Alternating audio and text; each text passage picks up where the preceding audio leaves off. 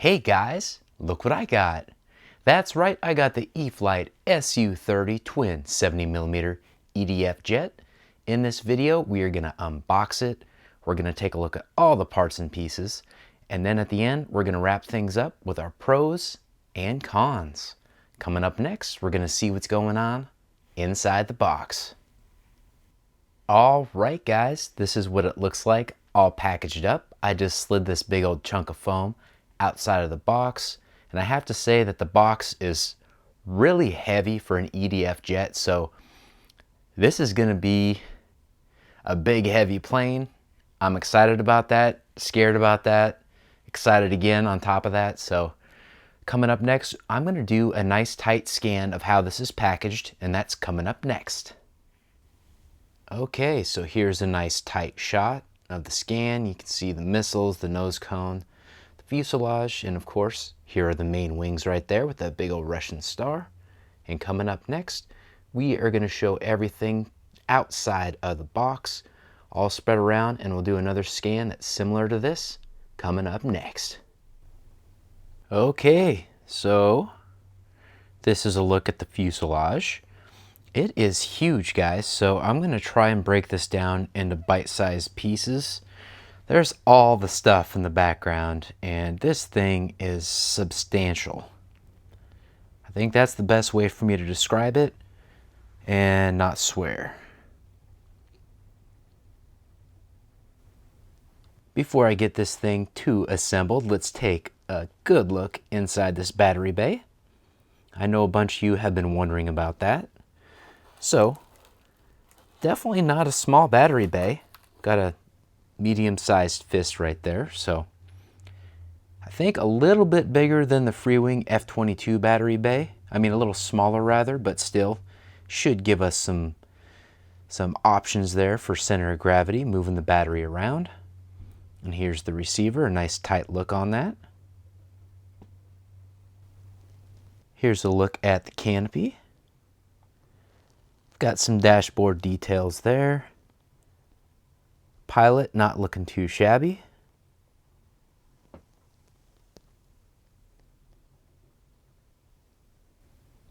All right, so here's a look at the false canopy on the bottom side of this plane.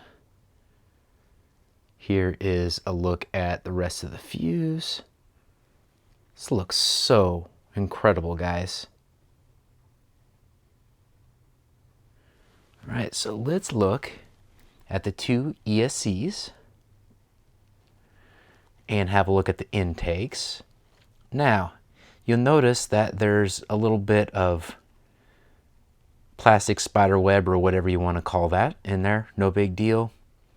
Looks pretty cool. Nice big intakes. And let's look at the exhaust over here. Look at that, guys. My goodness. And coming up next, we're going to look at all those other parts and pieces. All right, guys, here are all these parts and pieces that we're going to go over right now.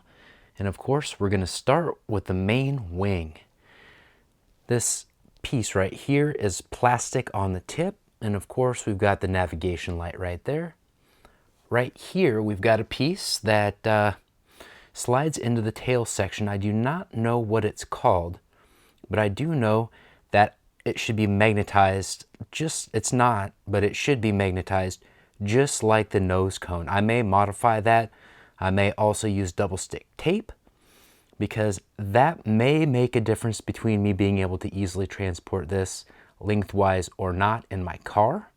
So I've got to slide it through the ski boot thing, and that may or may not be an issue. Right here, we've got the rudder. And if you look right here, we've only got 2 screws for the rudder, which is cool. And then we've got ourselves a quick connect deal there. So the assembly of this should be very easy and straightforward, which is very cool. I plan just to run right by the manual. And then of course, when I'm done doing that, I will let you know how it goes. But we're still doing our tour here. We've got our carbon rod, of course, right there. And then here's a look at the main wing. We have this servo connector that plugs into the little port just like the rudder. only we've got to slide that out, plug it in, and then use 2 bolts to secure it. I'm going to have to do that every single time I fly it because the width of this plane is going to be too much for my little car, but that's all right. That is a really cool feature. I love that they made those quick connect things. And right here we've got an accessories pack. And before we go too much farther, I should not go past the main wing because there have only been 3 little defects that I've found. One being this crinkle, and I do think they're all shipping related. One is this crinkle in the main wing. One is this tip, just the tip, is dinged up right there on the elevator, as well as the tip of the elevator right here. Like I said, just the tip. The rest of it is all in great shape. And of course, we've got the missiles back here. Lots and lots of missiles, and those slide on. Let me zoom in a little bit on that. All right, so those just slide on. You can take them on and off, just like these little ventral fins down here. Let's circle back to these. At first in the pictures, I was wondering, you know, that might make it really challenging to sit on my memory foam in my trunk. But since they'll slide off, that's going to make it so much easier to transport, get the right angle through the little ski boot hole. At least that is my goal on the surface. And last, but certainly not least, we've got the nose cone right there. It is nice and straight. It does not have the wiggle that the F-16 that I had to send back has. So that is very cool. And that's it, guys. When I come back, I'm going to have this thing all assembled, and hopefully I'll have some tips for you. And that's all coming up next. All right, guys, here's what this thing looks like all put together. The build is complete. It went together pretty darn easy. There were a few things that I had to take my time on, one of that being the elevator. One of the elevators wasn't quite as smooth as it was on the other side, so make sure to take your time, sand it down, add a little grease if you need to.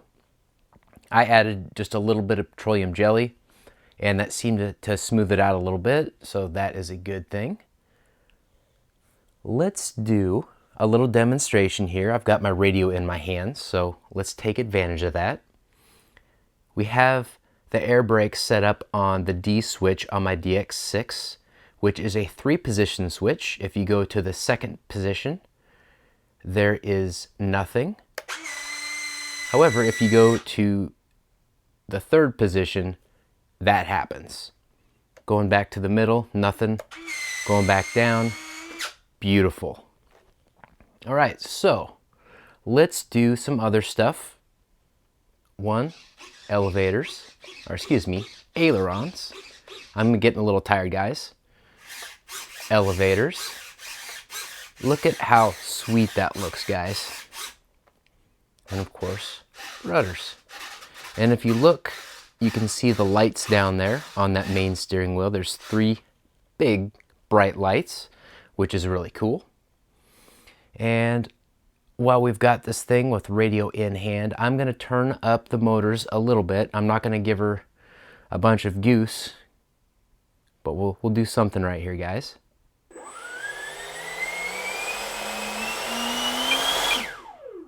Almost wanted to move.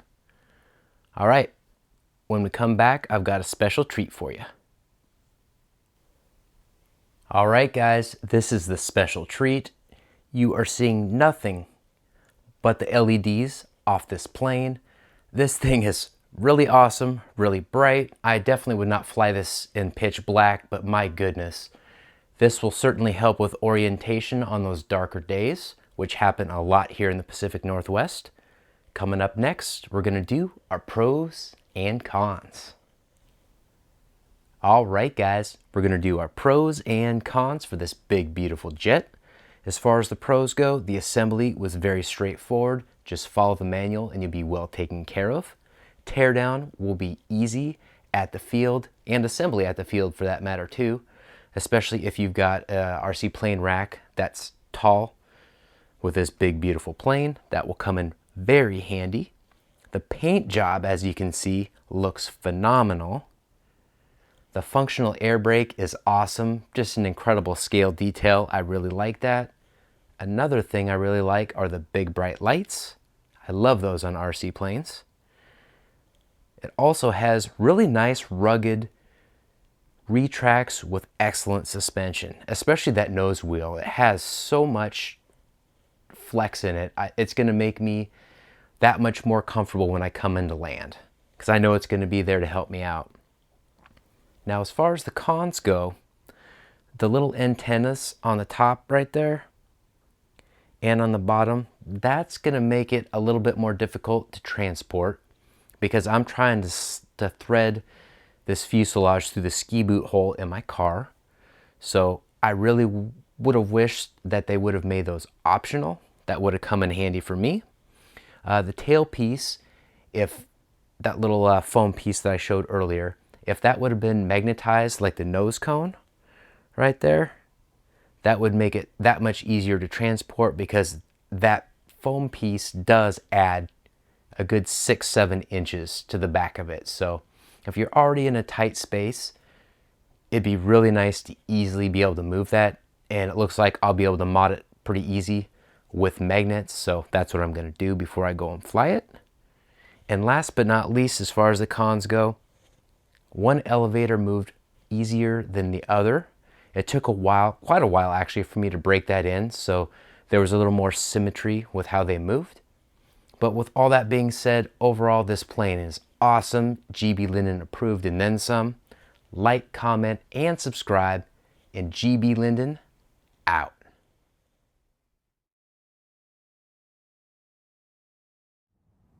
Alright guys, we are going to Maiden this Su-30 today. This thing is big and beautiful. It's got really nice lights. If you watched my unboxing video, you will see that, or you have seen that. But we're going to test it against the gray, cold Washington sky today and see how that works out for us. It is about 37, 38 degrees right now, so we'll see how that impacts the flight time. But let's do a quick little tour of this plane from a different angle than I was able to do in the GBLynden studio. Very nice. This is such a beautiful plane, guys.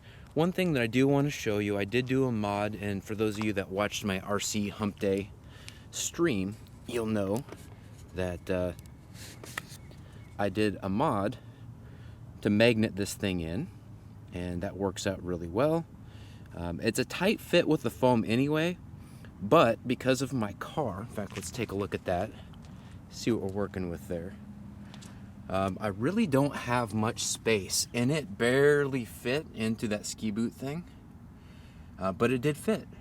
I was just careful and didn't cause any issues, so that's good. The only issue that I had was when I knocked this off, so be careful with that, guys. These little scale bits are awesome, but they're really easy to break. I'm going to try and glue this back on, but we'll see what happens with that. And that's pretty much it, guys. Coming up next is going to be the maiden flight.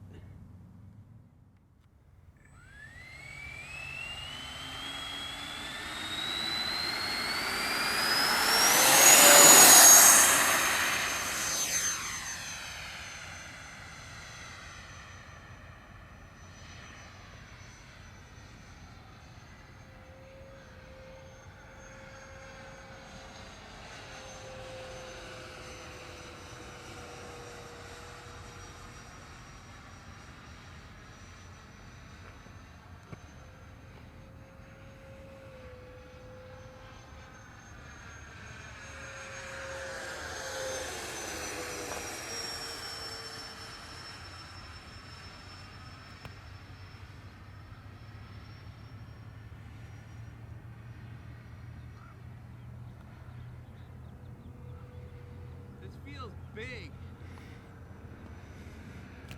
That's what she said.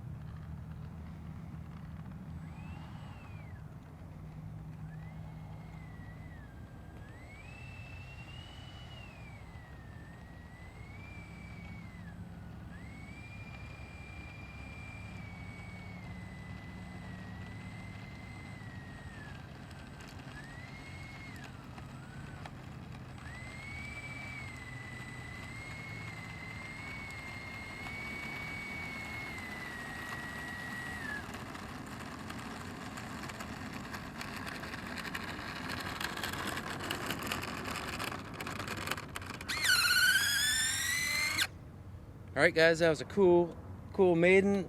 Should have done better on the landing, but we're gonna come right back with the battery checker. All right, guys, we got 19%, just about where we want it on a flight.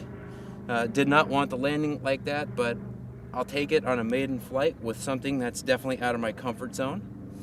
Like, comment, and subscribe, and GBLynden out.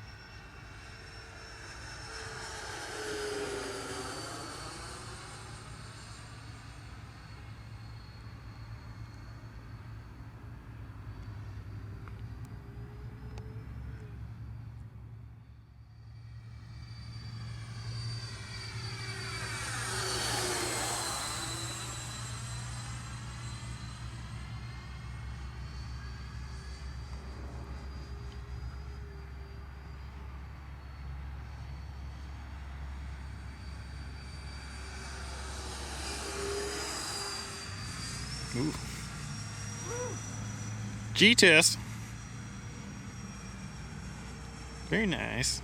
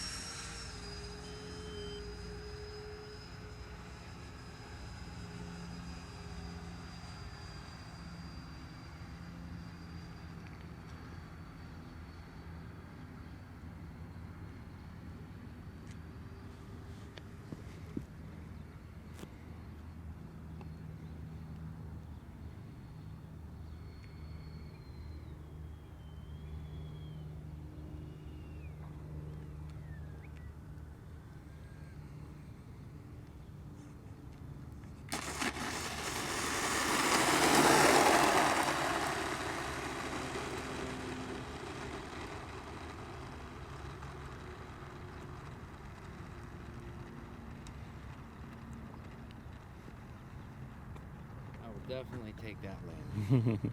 Great success. Yeah. One thing, guys, do not overdo the elevator. I know that's pretty remedial, but it's really hard not to. The second flight, I adjusted the elevator throw to dual rates of 95%, and I upped the expo to 40. I think that helped me there. I still need to work on that. This thing is big and heavy. It flies great, but it's definitely big and heavy, and flight times are relatively short, but it is awesome, guys. Look at this air brake right here. Look at that. Little squeaky, but that is flipping awesome. It's got incredible lights all over it. I really like it. So let's do a quick battery test, see what that was.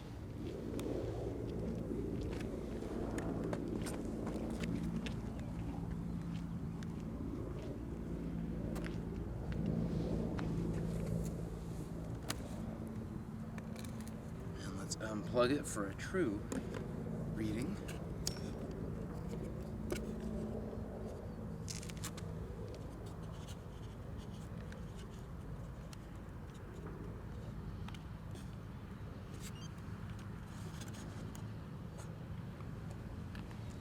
%, guys. Like, comment, and subscribe. And GB and John VH RC out.